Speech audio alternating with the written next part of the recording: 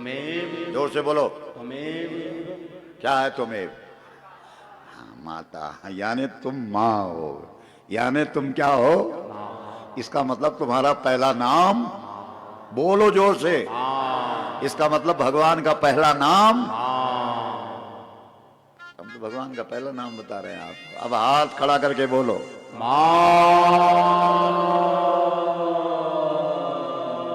धन्य हो जाएगा भारतवर्ष उस दिन जिस दिन हर व्यक्ति के मुख से ये शब्द निकलेगा। क्या निकलेगा?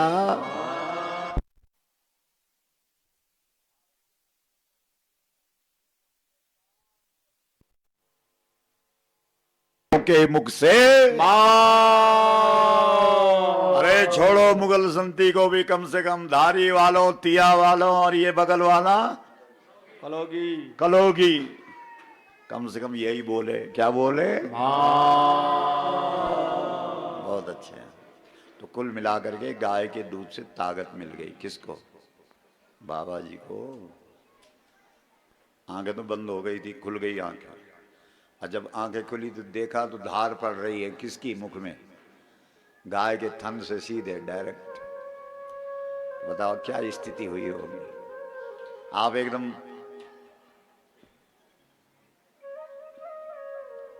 मृत्यु के समीप थे और कोई तुम्हें बचा ले तो उसके प्रति क्या भाव पैदा होगा? तब रोया पहली बार। कौन?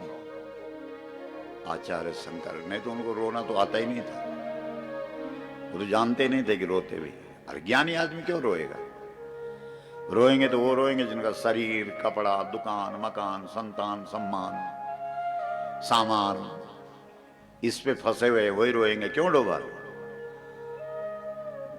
जिसका आत्मा से संबंध है वो आत्मा ना मरता है, ना जीता है, ना ठंड लगती है, ना गर्म है, ना भूख, ना प्यास, ना तृष्णा, ना आशा, कुछ भी नहीं। वो क्यों रोए? लेकिन आज पहली बार आचार्य शंकर रोए। किसके आगे रोए? बोलो। गाय के आगे। इसलिए हम बार बार आपको कहते हैं कि रोना हो तो किसके आगे रोना? गाय के आगे। जगह जगह रोते फिरते फोकट। इतने कीमती आंसू दिए भगवान ने, इतने आंसू बहा दिए पर फिर भी रोना आए। बाबा जी कहाँ बैठे हैं जो गुंदियाड़ गांव से आए? अरे चले गए क्या? आज तो गुंदियाड़ गांव के लोग भी आ रखे हमारे। कहाँ हैं? अच्छा गए कहीं? अच्छा अभी तो रोया है। हमारी व्यासपीठ से कल परसों कई बार निकला है कि बिना रोए भगवान नहीं मिलता। रोना पड़ेगा।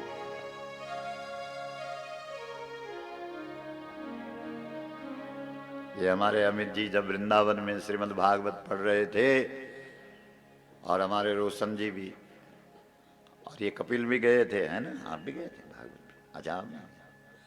तो गोपी गीत पर जब व्याख्या चल रही थी तो जो भागवत पढ़ाने वाले जो इस श्लोक को बोल रहे थे, उदुरुदुहु सुस्वरम राजन।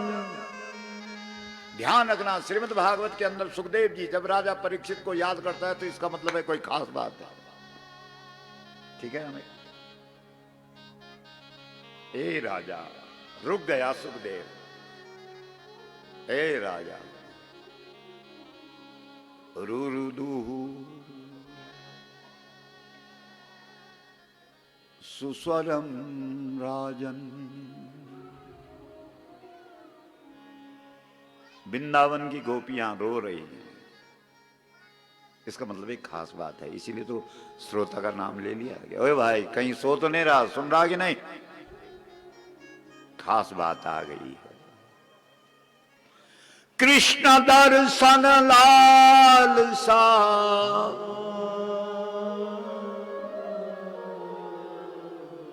कृष्ण दर्शन लाल सा।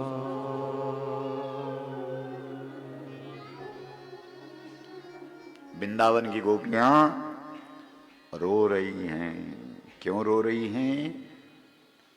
कृष्ण दर्शन के लिए। इसका थोड़ा बेस बढ़ा दे बेटा, इको तब तक बढ़ा जब तक वापस ना आए आवाज। कृष्ण दर्शन। इसका मतलब है सुखदेव जी राजा परीक्षित से ये कहना चाह रहे हैं कि बस अब मिलता है भगवान। तो समझ गई वो माताएं, भगवान को जब भी बुलाना, जब भी याद करना तो कैसे करना, यही नंबर नोट कर लो। लोग कहते रहते हैं कि ये वृंदावन वालों के पास शायद श्री कृष्ण का नंबर हो, कभी फोन ऑन करना हो, यही नंबर। रुरुदुहु रो रही है। इसलिए स्वामी रामकृष्ण परमहंस लिखते हैं बिना रोए भगवान नहीं मिलता। तो आचार्य शंकर आज पहली बार रोया है। ज्ञानी है, इसको रोने का तो मतलब ही नहीं होता, लेकिन पहली बार रोया और तब एक स्तुति बोली। और वो सब हमारे विप्र देवता रोज गाते हैं उस स्तुति। नमन्त्रम नो यंत्रम तदपि न जाने स्तुति महो। वहीं पर निकला है भजन, तुम्हारे लिए भजन संस्कृत में। जैसे तुम्हारे मुख से कभी कभी निकल जाती है दो चार पंक्तियां, नहीं सहज रूप से। जब तुम दूसरे के भजन गाते हो तो चढ़ाया हुआ फूल चढ़ा रहे हो। फूल जब भी चढ़ाना हो तो अपने आप नहीं, क्यों क्यों पंडित जी, तबलाल जी, ठीक है।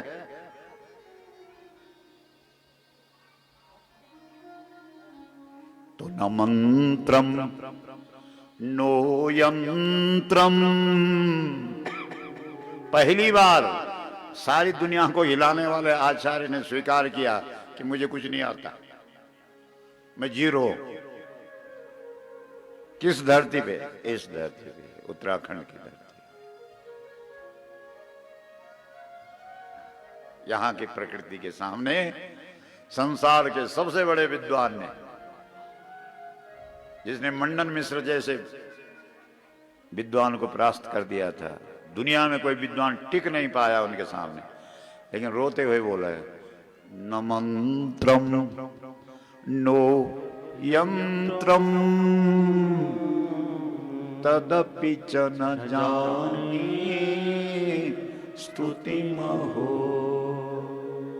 अहो आश्चर्य है, पहली बार हमें अपने औकात का पता लग गया। हम कुछ भी नहीं। व्यक्ति बोलता फिरता चलता, रे मेरे जैसा कौन है? लोग कहते हैं ना, अब आया ऊंट पहाड़ के नीचे। नहीं? कितनी भी गर्दन ऊंची है पहाड़ में, पता लग जाता है ऊंट को कि हाँ यार हमसे भी ऊपर है।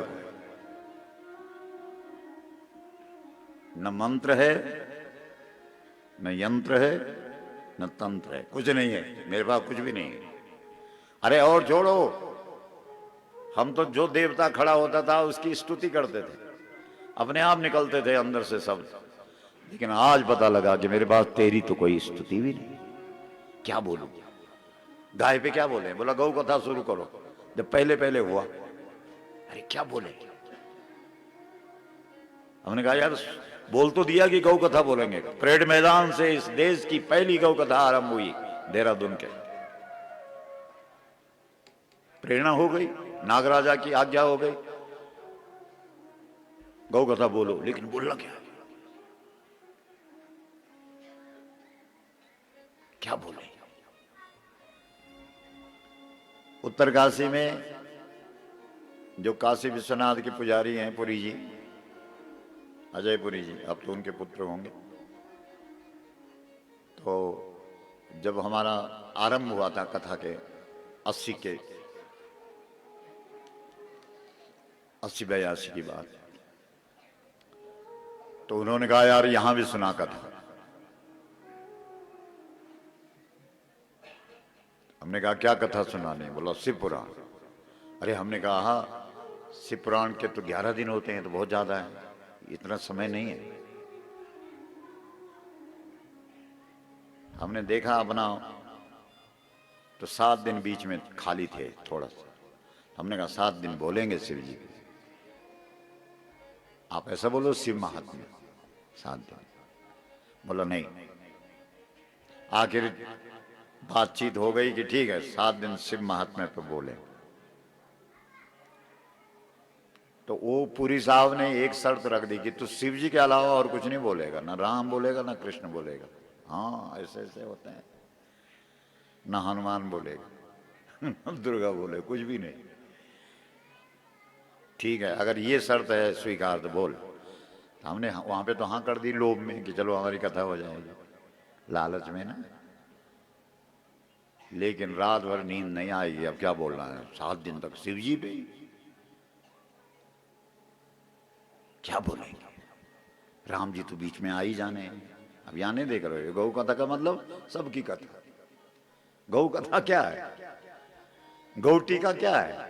श्रीमद् भागवत के जिस श्लोक को भी उठाओ उससे गाय निकल रही है, जिस कथा को भी उठाओ उससे गाय निकल रही है। नहीं निकल रही है, आप देखिए वो यहीं से तो निकल रही है। हम कोई अपनी तरफ से थोड़ी थोप रहे हैं कि भागवत में हम गाय को थोप रहे हैं, पीछे से बाहर से लगा रहे हो। ऐसा नहीं है, यहीं से निकल रहा है। तो फिर जो काशी की शक्ति है उसने अपने तरीके से बोला कि यार तू कौन होता है बोलने वाला। तुम लोग तो बैठते हो व्यास पीठ, ये किसकी पीठ है बोलो माता लोगो। अरे व्यास जिंदा है कि क्यों नहीं बोल रहे। व्यास जी तो अमर है, सब तो चिरंजीवियों में व्यास है कि नहीं है। इसका मतलब हम किसकी पीठ पर बैठे हैं, जो जीवित है। तो अगर कोई जीवित है और उसकी गद्दी पर तुम बैठ रहे हो तो ठीक कर रहे हो बोलो, विचार करो। इसका मतलब है इस व्यास पीठ पर हम बैठ सकते हैं। व्यास जी की पीठ पर, किसी की भी पीठ पर बैठ सकते हो। बैठो जरा अपने आगे वाले की पीठ पे, देखो क्या करता हो तुम्हारा हाल। बोलो बताओ भाई लोग, क्या शर्त है पीठ पर बैठने की। पहले भाई लोग बताओ, फिर माताओं से पूछेंगे कौन बनेगा करोड़पति। बताओ बोलो। सब कुछ हमने ही बोलना है। एक जगह हमने कहा कि कुछ आप भी बोलो। बोलो तू किला ही बुलाए। हमने बोले हमारे भी ठेका लेने हो गया, तू किला ही बुलाए। बोलो अरे पीठ पर बैठने की शर्त क्या है, किसी की पीठ पर बैठना है तो शर्त क्या है। बोलो माता लोग बोलो, देखते हैं शायद इधर हो। क्योंकि एक भाई कह रहा था कि महाराज जी ये चोटी क्या है। हमने कहा एंटीना। तो एकदम माताओं की तरफ हाथ उठा के बोला बोला इनका क्या है। हमने कहा ये तो पूरी डिश है, इसमें तो कई चैनल आते हैं। क्यों तो हो सकता है यहां से उत्तर मिल जाए। बोलो नहीं। वो पुरोला वाली लड़की जिसकी यहां ससुराल है और मायका पुरोला में, यो गुंदियाड़ गांव में, अभी आई थी हमारे पास सुबह। तो उसने एक छोटा सा बच्चा अपनी पीठ पे उठाया हुआ था। इसका मतलब है पीठ पर व्यक्ति तभी बैठ सकता है जब वो बच्चा होता है। क्यों महाराज बीरेश, इसका मतलब है इस देश में जितने भी व्यास हैं, अमित भाई सुन ले, इस व्यास पीठ पर बैठने का अधिकार उसी का है जो बालक बनना जानता हो। जो बालक बन जाता है उसे व्यास जी की पीठ पर बैठने का अधिकार मिल जाता है। कोई अपनी अरे मैं तो बहुत पढ़ा लिखा हूं, मैं तो बहुत बड़ा विद्वान हूं। एक महाराज कहते हैं बोला चारों शंकराचार्यों को मैं पटक दूंगा।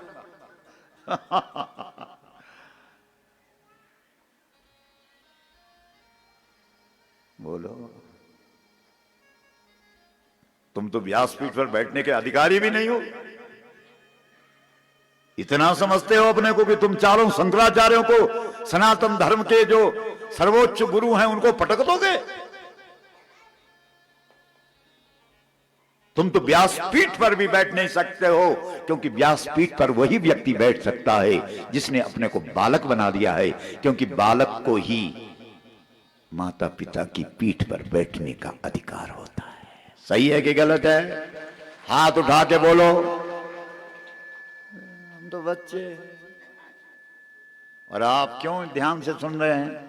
क्योंकि साहब, बच्चा जब छोटा होता है और तोतली तोतली वाणी में बोलता है तो लोग बड़े ध्यान से, माँ बाप खास करके, हाँ बेटा क्या बोला तूने? फिर अपनी तोतली वाणी में, नहीं फिर बोलो क्या बोला। लेकिन वही बच्चा जब जवान हो जाए,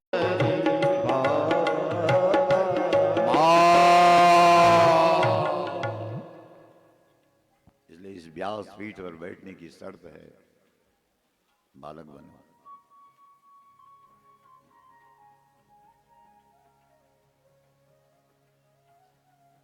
तुम्हारी कितनी अवस्था, कितनी आयु है, उससे क्या फर्क पड़ता है? बड़े बड़े साधु बच्चों के जैसे हरकत करते रहते हैं। एक प्रामाणिक माता कौन है? अरे फिर चुप हो गए। आप क्या सोच रहे हैं आप हैं प्रामाणिक माता? आप माता ऐसी है, अगर कोई जहरीली चीज खा दी तो तुम्हारे दूध में सीधे बच्चे के पास जाएगी कि नहीं? हाँ ना बोलो। तो तुम प्रामाणिक कहां से हुए? प्रामाणिक माता तो वो है जो जहर भी खा ले लेकिन बच्चे के पास न पहुंचने दे। ठीक है साहब? और ऐसी माता दुनिया में एक ही है और उसका नाम है गाय। एक व्यक्ति ने लखनऊ में जहर का थोड़ा सा इंजेक्शन लगाया, किसको? गाय को। और फिर बाद में देखा कि देखते हैं गोबर में वो जहर बाहर आया कि नहीं? नहीं आया। गौमूत्र में बाहर आया? नहीं आया। दूध में बाहर आया? नहीं आया। 2 महीने तक थोड़ा थोड़ा देता रहा। 2 महीने बाद देखा गाय के गले में एक गुठली हो गई। उसके बाद उसने सिरंजी से वो गुठली पर जो जमा हो रखा था उसको निकाला, लैब में ले गया। वहां देखा जो जहर उसने इंजेक्शन के द्वारा गाय को दिया था वो गले में इकट्ठा हो गया था। इसका मतलब नीलकंठ कोई और नहीं, वो गाय ही है। बोलो नीलकंठ महादेव की जय। जहर को अपने कंठ में धारण करने वाली गौ माता की जय। हारा हारा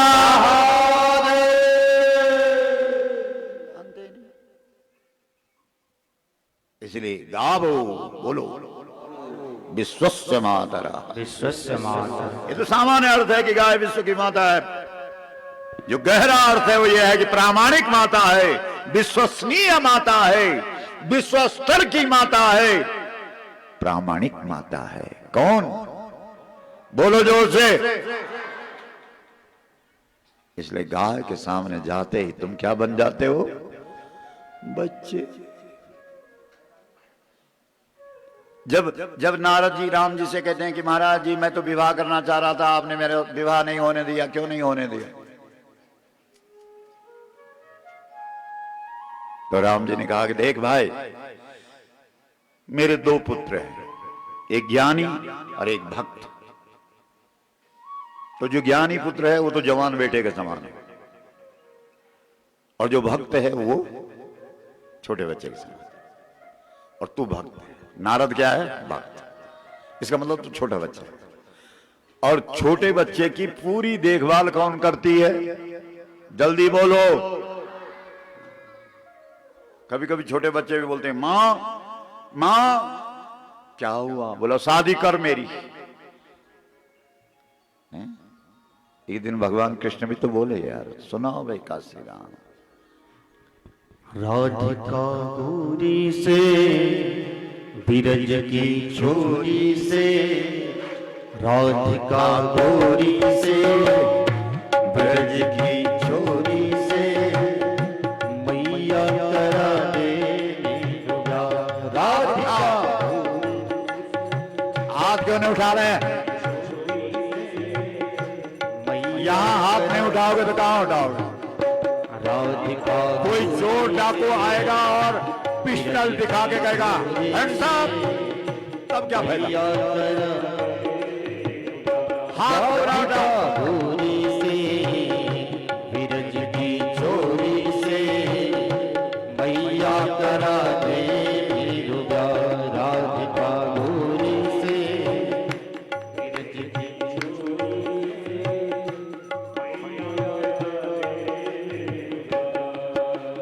जो नहीं ब्याह कराए तुर गया नाई चराओ जो नहीं ब्याह करावे कैया नाही जरा, हो जो नहीं ब्याह कराए तुर गया नाई चराओ जो नहीं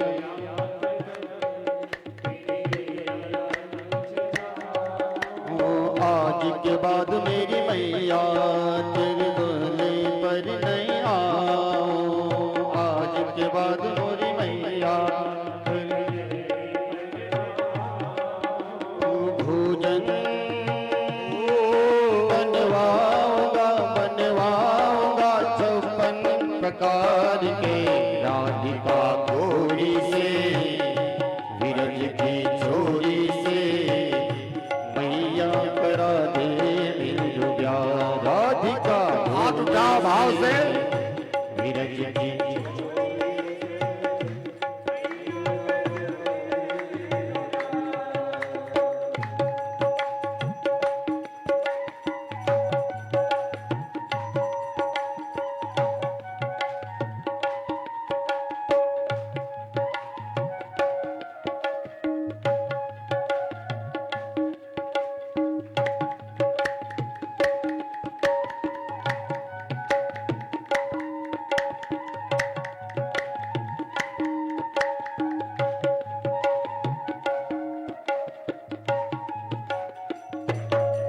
राधिका गोरी से विरज की छोरी से मैया करा दे मेरू प्यार राधिका गोरी से विरज की छोरी से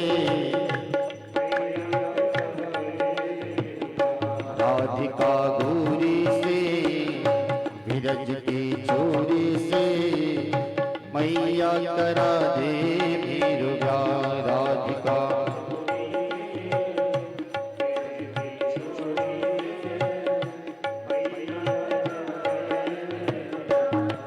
वो चंदन की चौकी पर मैया तुझको बिठाऊं चंदन की चौकी पर या तुझको बिठलाऊं, हो अपनी राधा से मैं चरण तुरे दबवाऊं अपने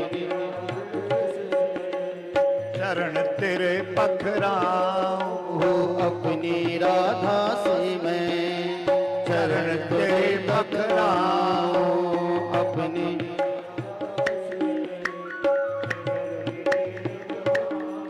ओ अपनी राधा से मैं चरण तुरे दबवाऊं अपनी राधा से मैं ओ चरण तुरे दबवाऊं ओ राधिका गोरी से विरज की छोरी से मैया करा दे मेरू प्यार राधिका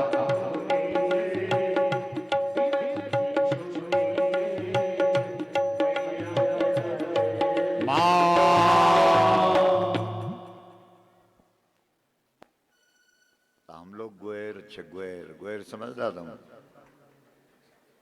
गोरु चरोनार, और कभी बाघ बीच में पड़ेगी तो गोरु बितकी जाना। इसलिए हम कभी कभी भागवत से पता नहीं कहाँ पहुंच जाते हैं, क्यों बितकी की ना, ग्वेर बितकी की। बोलो गौ माता की हर हर महादेव तो कुल मिला के आदि शंकराचार्य जी की स्तुति है दिव्यापराध क्षमापन स्तोत्र। हमारे विप्र देवता रोज बोलते हैं, आपको तो घर जाने की देर होती है इसलिए आप सुनते नहीं। ये स्तुति है। उसमें आदि शंकराचार्य जी ने स्वीकार किया कि मुझे पता नहीं कुछ भी, पर गौ कथा क्यों पंडित जी, इतनी आसान नहीं है।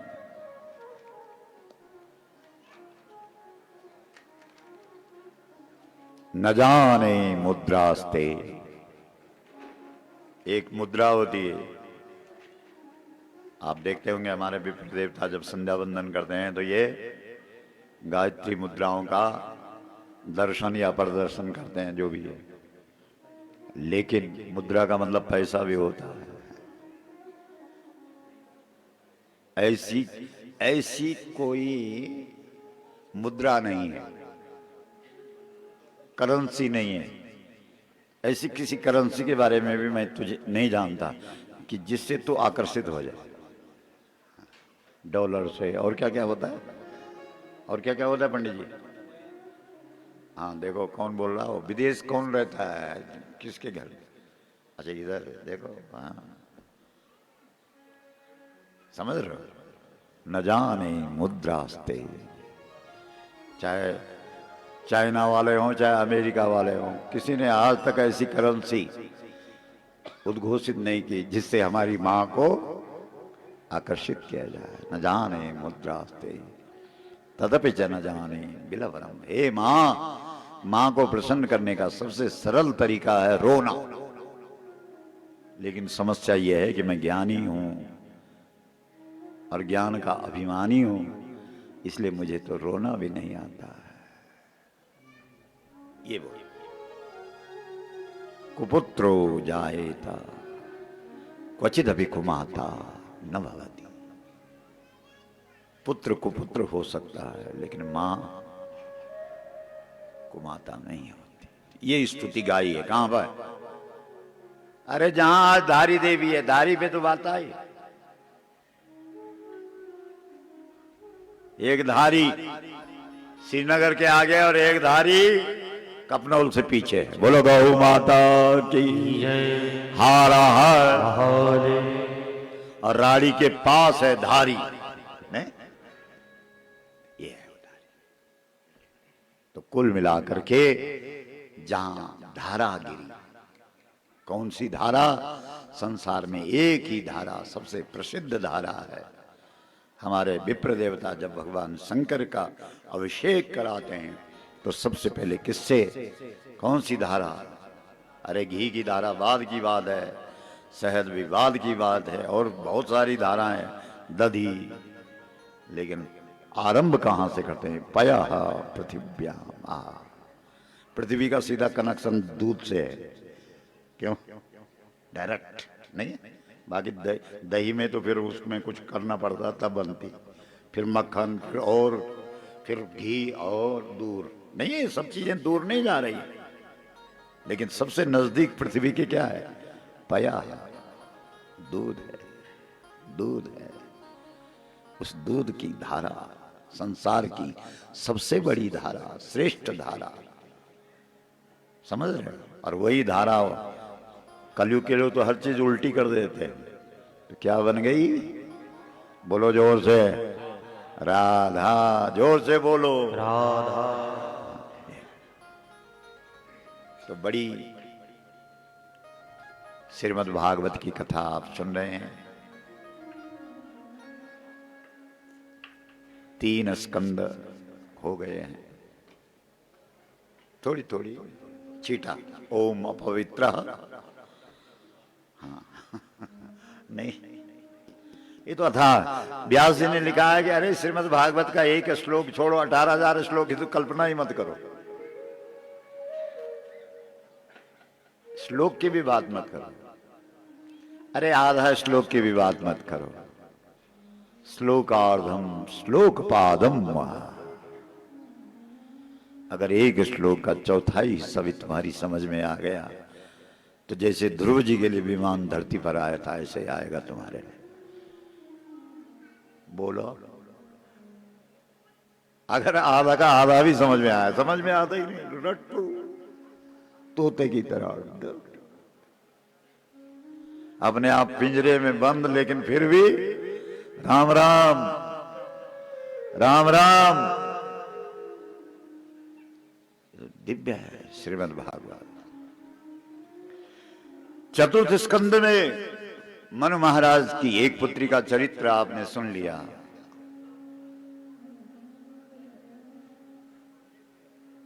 मनोहु, मनु और उनकी धर्मपत्नी कौन है? जरा बताओ, जरा देखें, तुमको याद है? भूल गए? माता लोग बोलेंगे, माता लोग। हाँ,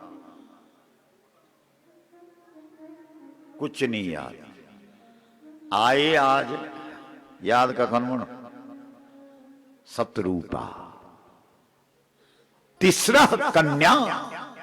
कितनी कन्या है उनकी? तीन कन्या वाले बड़े भाग्यशाली होते हैं। कौन कौन है यहां तीन कन्या वाले? हाथ खड़े करो। अरे तीन बेटियां किस किस की है? तो उनका खूटा धो और तब प्यावा। आप भी हैं? ओ, सारे पंडितों में महाराज। इनकी पूजा आप सबसे पहले करवाओ, ब्राह्मणों की पूजा। तीन कन्या। और कन्या में क्या देखना, क्या क्या दर्शन करना? कल क्या बताया था? देवी।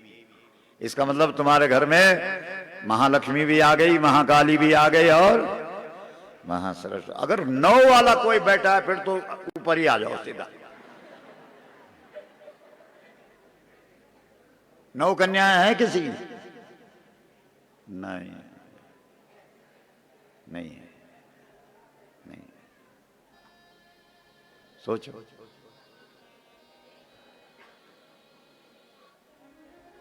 कर्दम ऋषि की कितनी बेटियां हुई? 9। तो एक पुत्री ने, देवहूति ने भगवान को अपना क्या बना दिया? पुत्र।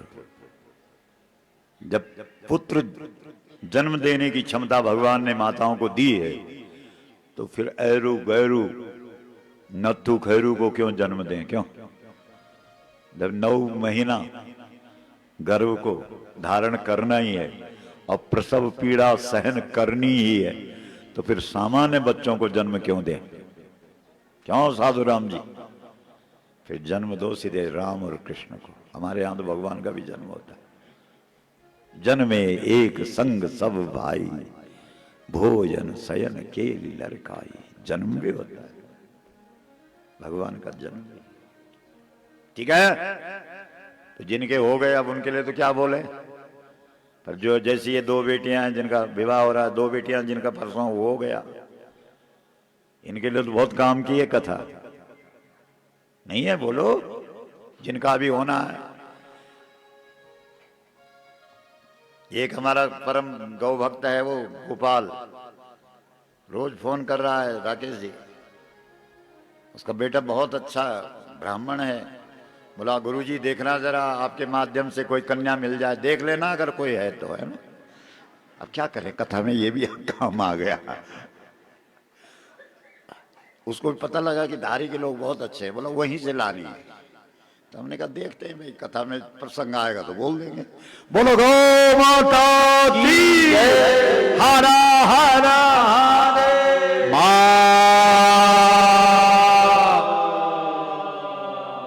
क्योंकि कल हमने नॉर्मल में साधु राम जी से बोला, उन्होंने ध्यान दिया नहीं, देखेंगे गुरुजी, और ऐसे भाग गए। तो अब तो नॉर्मल नहीं रहा, अब तो लोकसभा की कार्यवाही में विषय आ गया है। बोलो गौ माता हरा हरा हरे और जोर से बोलो। अपने अगल बगल में देखो, जो नहीं बोल रहा उसको मारा धक्का और तब बोलो।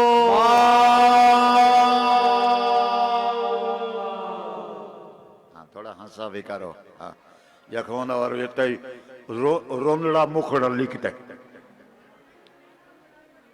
कि बिगाड़ी रहे अमन तुम्हारो। घर में भी रोता ही रहता है और यहां भी रोता ही रहे। बोलो, प्रसन्नता भगवान का प्रसाद है। जब कोई प्रसन्न दिखे समझ लें इसको भगवान का प्रसाद मिल गया। भगवान का प्रसाद लड्डू, बतासा, चूरमा, ये तो सामान्य है। असली प्रसाद तो तब मिलता है जब जीवन में क्या मिल गई? प्रसन्नता। प्रसादे सर्व दुखानाम हानिरस्योपजायते प्रसन्न चेतसा। देखो, इसलिए व्यासपीठ से जो भी बात निकलेगी,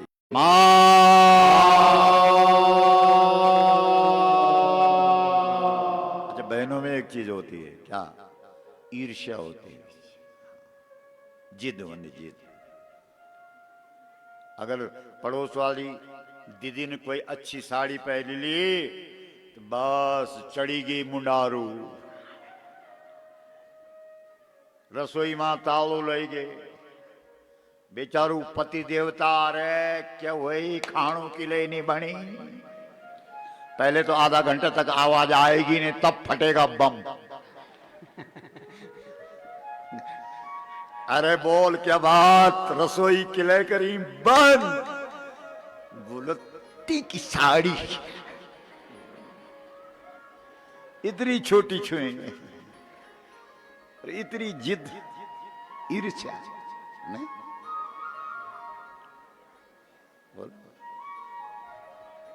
इसलिए नारद जी भी वैकुंठ में वीणा बजाते हुए एक स्त्री है उसका गुणगान करते हैं। वो कोई वैकुंठ की लक्ष्मी नहीं है, वो कैलाश की पार्वती नहीं है, वो ब्रह्मलोक की सावित्री नहीं है, वो धरती की अनसुया है। और अनसुया का मतलब होता है जिसके जीवन में ईर्ष्या नहीं है। इसलिए हम तो माताओं से एक ही निवेदन करते रहते हैं कि छोड़ो, अरे नहाए सकदा नहीं सकदा, छोड़ो, नहायंदा नहीं नहायंदा तुम्हारी बात, मुख धोते भी काम चल जाओ, भजन वंदू नहीं वंदू वो भी देख लो, लेकिन ईर्ष्या छोड़ दो बस।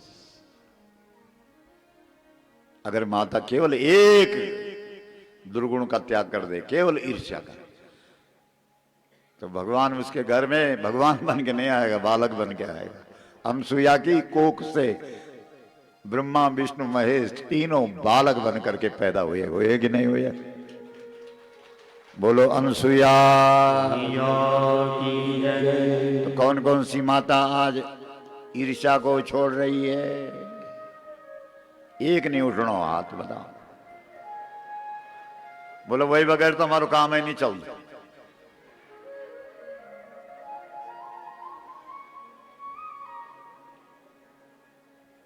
तो अगर देवहूति ने भगवान को पुत्र बनाया है तो उनकी दो पुत्रियां मनु महाराज की और है, आकुति और प्रसूति। बहुत ध्यान दो इधर, हाँ, हिलना भी नहीं है, बस सुन। तो आकुति का विवाह रुचि प्रजापति से हुआ और उनके घर में भगवान यज्ञ बन करके प्रकट हुए। इसका मतलब है, और यज्ञ की पत्नी का नाम दक्षिणा है। इसका मतलब है जीवन में जब तुम्हारे पास थोड़ा सा धन आ जाए तो उस धन को क्या बना देना? दक्षिणा। और दक्षिणा कहाँ दी जाती है? यज्ञ में। इसका मतलब है धन्यवाद उन लोगों के लिए, धन्य भाग उन लोगों का जिनके पास धन आने पर वो यज्ञ कराते हैं और अपने धन को दक्षिणा बना देते हैं। इसलिए साधुराम जी के लिए तालियां बजाओ।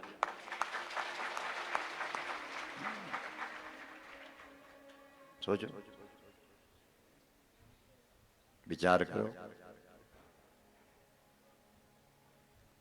और ये आग्रह हमारा जरूर है अब पूरे देश के लोगों से, क्योंकि कैमरे लगे कि पूरे देश में कथा कोई भी हो, शिव पुराण हो, देवी भागवत हो। हमको अपने वीरेश आचार्य जी के सानिध्य में कुबड़ा में देवी भागवत बोलने का अवसर मिला, लेकिन वहां भी गौ टीका की देवी भागवत हुई। कहीं राम कथा होती है तो वहां भी गौ टीका राम कथा, कहीं शिव पुराण होता है तो गौ टीका शिव पुराण, कहीं हरिवंश पुराण होता है गौ टीका हरिवंश पुराण। इसलिए इस देश को इस समय संपूर्ण वेद पुराण उपनिषदों की किस टीका की जरूरत है? गौ टीका की। क्योंकि आज गाय दुखी है और तुम हिंदुओं के जितने भी सत्कर्म हैं उन संपूर्ण सत्कर्मों की गवाह कौन है? बोलो, जोर से बोलो।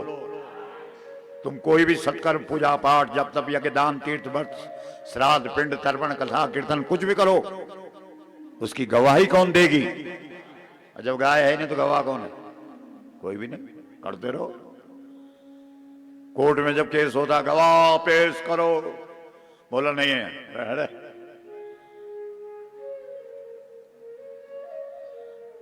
तो पूरे देश के लोग सत्कर्म कर रहे हो, गवाह है ही नहीं। केस चल रहा है और गवाह है नहीं। पेंडिंग करो इसको। जब तक गवाह ना हो तब तक मुलजिम को बंद रखो। ले, वही हाल हम सबका है भाई बहन। कान खोल करके सुन लो हिंदुओं, अरे ओ भारत के सनातनियों, तुम कोई भी सत्कर्म करते हो, उस सत्कर्म की गवाह साक्षी, इसलिए गोस्वामी जी भी बोलते हैं, जो यह पढ़ई, बोलो, जो यह पढ़े हनुमान चालीसा। हनुमान चालीसा, चाहे वेद पढ़ो चाहे हनुमान चालीसा पढ़ो, हो सिद्धि कोई सिद्धि साखी साखी गौ। साक्षी गाय, बोलो, इतनी महत्वपूर्ण गाय, और उसी को बुला दिया, उसी को हटा दिया, उसको जानवर समझ करके कुटाई, किसी का सींग तोड़ दिया, किसी की पूंछ तोड़ दी। बेचारी भूमि विचारी, परम विकल भय शोका, दुखी होकर के सड़कों में, गंदी नालियों में, गंदगी में मुख मार रही है। अरे ओ हिंदुओं, ये तुम्हारे धर्म की दुर्दशा है।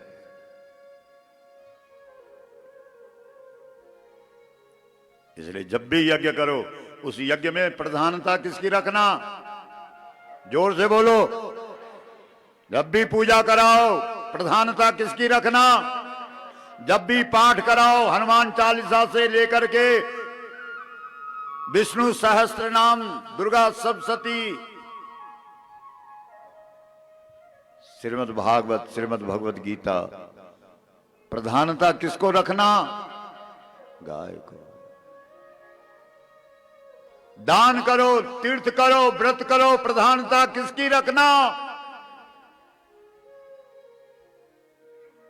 गावः तिष्ठन्ति यत्रैव तत्तीर्थम परिकीर्तितम।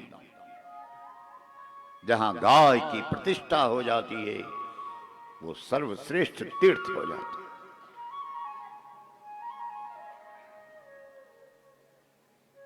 ये नहीं कि बच गया पैसा तो खाते में जमा कर दे। खाने पीने के बाद जो भी बच जाए उसे कहां लगा दो? यज्ञ में। सुन रहे हो? और यज्ञ किसका स्वरूप है? भगवान का। आजकल धारी गांव में भगवान आ रखा है। पूरे मुल्क के लोगों ने रात तब खुलनी थी, पूरा गांव जगह ही नहीं होनी थी। हमें अपने जीवन में 2 बार ऐसा अवसर मिला है, एक लमगौंडी में और एक लमगांव में। छतों पे लोग, बाजार में लोग, सड़कों में लोग, लोग ही लोग, जगह ही ना मिले। हमने कहा ये है श्रद्धा।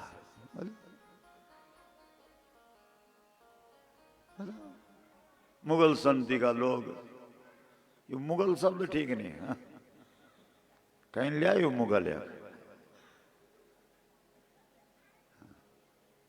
बोलो कोची को मुगल संधि पट्टी को ठोकदार है कोई?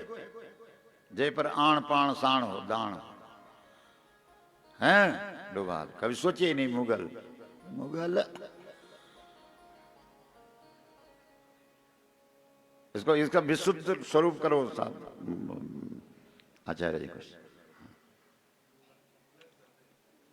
मुगर, मुगर, मुदगर, मुंगल, मुगर, अच्छा,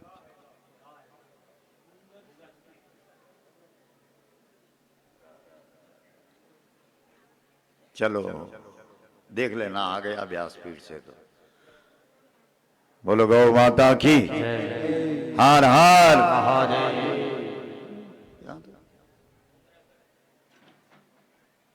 बोलो, सोचो, हमको पता लगा कि तुम्हारा देवता बहुत ऊपर है, तो कल ये लोग सब गए वहां। क्यों गए? अरे भाई, हम लोग देव पंक्ति के लोग हैं और कोई देवता हो, बोलो 65 गांव का देवता रुद्रेश्वर, बोलो रुद्रेश्वर भगवान की जय। देव पंक्ति के लोग और छोड़ देते हैं उसको। हमारा बस को नहीं, हम नहीं चल सकता, तो फिर देव लाइन के क्यों बने? छोड़ो। समझ रहे हो बात को? उसी प्रकार से तुम्हारे गांव में धारी केंद्र में है ये मुगल संति पट्टी का, वहां भगवान आया है आजकल। किस रूप में? यज्ञ के रूप में। ये भागवत बोल रहा है। पूरी पट्टी, पूरा क्षेत्र, पूरा मुल्क, पूरा यमुनोत्री से लेकर के और विकास नगर तक जन सैलाब उमड़ना था। साधुराम डोभाल ने कहना था, कहीं भूल कर ही मैं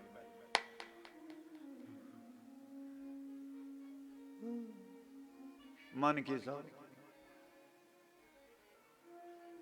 ऐसा बोलने में कोई संकोच नहीं। मरिया, ये भागवत में सुखदेव जी गाली दे रहे हैं, हम नहीं बोल रहे हैं। जीव क्षवो निगदित सतु पाप कर्म।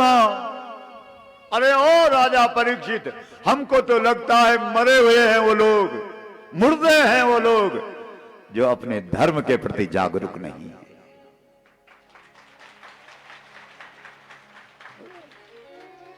पूरे मुल्क का ठूंठ दोगे ना? बताओ, ये तो तुम्हारे धर्म की मुख्य चर्चा है।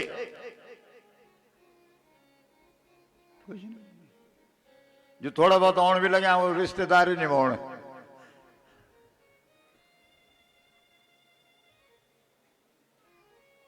विचार करो, ये अवसर बार बार मिलेगा क्या?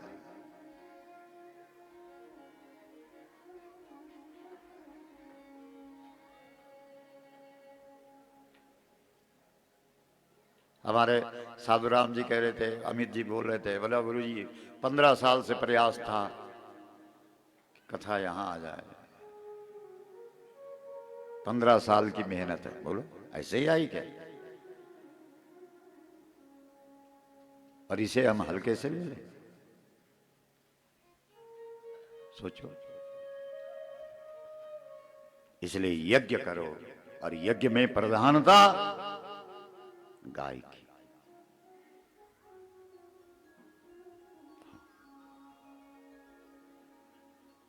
तुम्हारे जितने भी सत्कर्म है उसमें प्रधानता गाय की। इससे क्या होगा? श्रीमद् भागवत में लिखा है कि जब तुम अपनी दक्षिणा को यज्ञ में लगाओगे, अपने धन को दक्षिणा बना दोगे, तो तुम्हारे घर में उसके एक लाभ नहीं, एक पुत्र नहीं, 12 पुत्र होंगे। 12 महीना लाभ ही लाभ, तोष, संतोष, प्रतोष, शांति, भद्र, ये सब यज्ञ से निकलने वाले हैं। आनंद में रहोगे 24 घंटे, शांति रहेगी। आजकल लोगों के पास सब कुछ है पर शांति नहीं है। बोलो, हम जब छोटे थे तो हमारे पिताजी ने 10 पैसा दिया था कि जा बेटा मेले में, माँ जी साथ में थी, हमने 5 पैसा खर्च किया और 5 वापस लाया। बोलो गौ माता की जय। तो उस जमाने में नहीं थे रुपए, नहीं पैसा खिस्सा, युग खिस्सा, बायु खिस्सा, और योग चोर खिस्सा भी लगाए पैंट पर, वो भी भरियो। फिर भी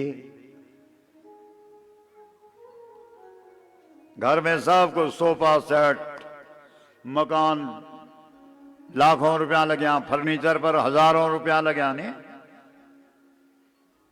सब सेट सेट सेट और घर वालों अपसेट। ते घरों को सेट को क्या करना? बोलो। अरे गुरुजी क्या करें? अरे बहन जी आपका बढ़िया मकान है, बड़ा सेट बना रखा, डबल सेट है। अरे गुरुजी क्या बोलना, घर तो सेट पर घर वाला ऑफ सेट, क्या फायदा? विचार करो। श्रीमद् भगवद गीता में श्री कृष्ण कहते हैं अशांतस्य कुतः सुखम। अगर तुम्हारे पास शांति नहीं है तो सुखी कहां? इसलिए सबसे बड़ी चीज क्या है बोलो? शांति। कैकुलियो बजड़ो, बंद करो इसको। अब बोल बेटन लग दो, ये फोन भी सब बंद पड़ करो ना है ऑपरेटर के पास निकल रहता नहीं। बांसुरी बजेगी, जरूर बजेगी, शांति चैन। हमारा पहाड़ में बता चैन की बोलो बांसुरी। और जब किसी के घर में जाते हो तो क्या कहते हैं? धन चैन। धन बोलो चैन। तो चैन क्या हुआ? धन तो समझ गए। अरे गाय का ही नाम चैन है, क्योंकि जीवन में तभी चैन पड़ेगा जब घर में गाय होगी। इसलिए श्री कृष्ण बांसुरी बजा रहे हैं, लेकिन किसके पीछे बजा रहे हैं? जल्दी बोलो। चैन की बांसुरी तुम्हारे घरों में जरूर बजेगी, लेकिन तब बजेगी जब तुम गाय के पीछे खड़े होंगे।